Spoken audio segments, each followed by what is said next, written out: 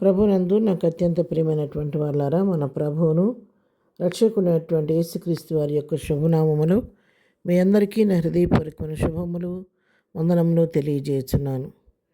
ఉదయకాల సమయంలో పునరుద్ధానపు దినాన మన దేవుని వాక్యాన్ని మనం ధ్యానం చేసుకుందాము.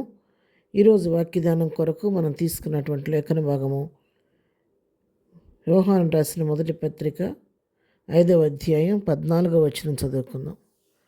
ఆయనను బట్టి మనకు కలిగిన ధైర్యం ఏదనగా, ఆయన చిత్తానుసారముగా మన మీద అడిగినను ఆయన మన మనవి ఆలకించునన్నదియే. దేవుని నామమునకు మహిమ కలుగును గాక.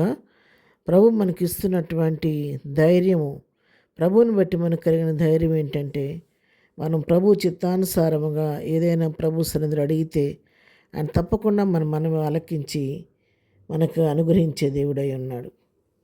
వాక్యం సెలవిస్తుంది. మత్తయి సువార్త 7:7 మనం చదివినట్లయితే, అడుగుడి మీకు ఇవ్వబడును, వెదకుడి మీకు దొరుకును, తట్టుడి మీకు తీయబడును అని దేవుని వాక్యం అక్కడ సెలవిస్తుంది.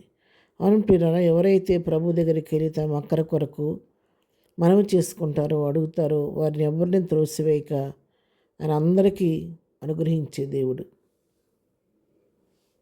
మరి ముఖ్యంగా ఎవరైతే తన చిత్తానుసారముగా అడుగుతారో దానికి తప్పకుండా ఆయన ప్రతిఫలం ఇచ్చే దేవుడు. కొన్నిసార్లు మనం ప్రార్థన చేస్తూ ఉంటాము, కొన్నిసార్లు మన ప్రార్థనకు జవాబు రానప్పుడు మనం ఒక్కసారి వివేచించాలి. ఎందుకు ప్రార్థనకి జవాబు రావటం లేదు అనేది మనం పరీక్షించి, అసలు నేను చేస్తున్నటువంటి ప్రార్థన అది దేవుని దృష్టికి అంగీకారం ఉందా లేదని అడుగుతున్నటువంటి ఈ మనవి నా ప్రభు దృష్టికి అది అంగీకారంగా ఉందా లేదా, అది ఆయన చిత్తమో కాదో మొదట నేను తెలుసుకోవాలి అని ఒక నిర్ణయానికి వచ్చి మనం దేవుని సన్నిధిలో వివేచించి అసలు దేవుని చిత్తమో కాదో తెలుసుకొని తదుపరి అది చిత్తమని మనకు తెలుసుకున్న తర్వాత ప్రార్థన చేసి తప్పకుండా దాని జయాన్ని మనం పొందుకుంటూ ఉంటాం అన్నమాట.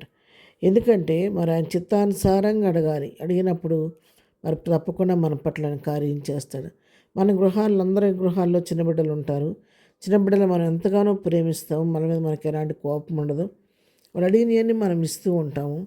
కానీ కొన్నిసార్లు వాడు అడిగిన వాటిని మనం ఇవ్వము.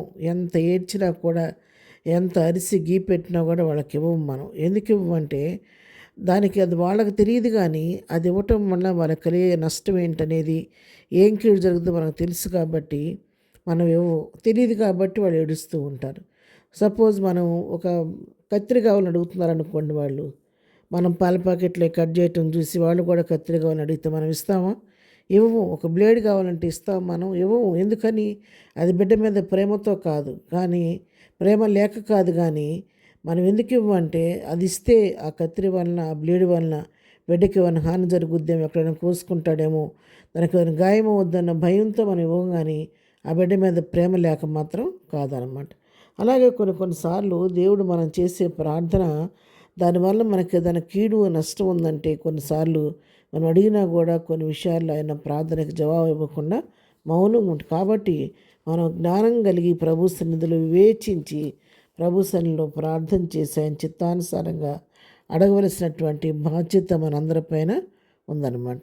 అందుకే మత్తయి సువార్తలోనే 6వ అధ్యాయం మనం గమనించినట్లయితే అక్కడ పరలోక ప్రార్థన చెప్తున్నాడు. మా తండ్రి అని సంబోధిస్తూ పరలోకమందున్న మా తండ్రి అని చెబుతూ, నీ చిత్తము పరలోకమందు నెరవేరుచున్నట్లు భూమి యందును నెరవేరును గాక అని మనం ప్రార్థన చేస్తాం. తండ్రి చిత్తమే పరలోకంలో కానీ భూలోకంలో నెరవేరాలని మనం కోరుకోవాలి.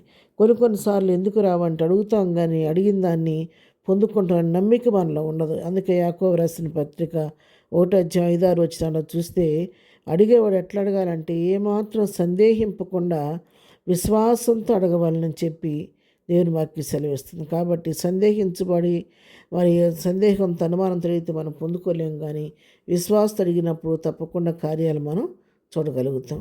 కాబట్టి ఆ విధంగా ప్రభు చిత్త ప్రకారం అడిగినాడిని మనం అంగీకరించి జవాబిచ్చే దేవుడు. కాబట్టి ఇక మీదట మనం అడుగుతున్న ప్రతి మనము కూడా ఆయన చిత్తానుసారంగా అడిగి ప్రభు దగ్గర నుండి పొందుకుందాం.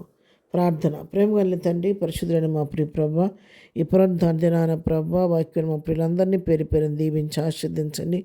వరలుచున్న మార్గాలను కృపతోడు కొంచని చేర్చిన పనిలోని ఆశీర్వాదం దయచేయండి. ఇదైనా పునరుద్ధానపు దీవెనలు ప్రతి బిడ్డ పైన ప్రతి కుటుంబం పైన కృమరించండి.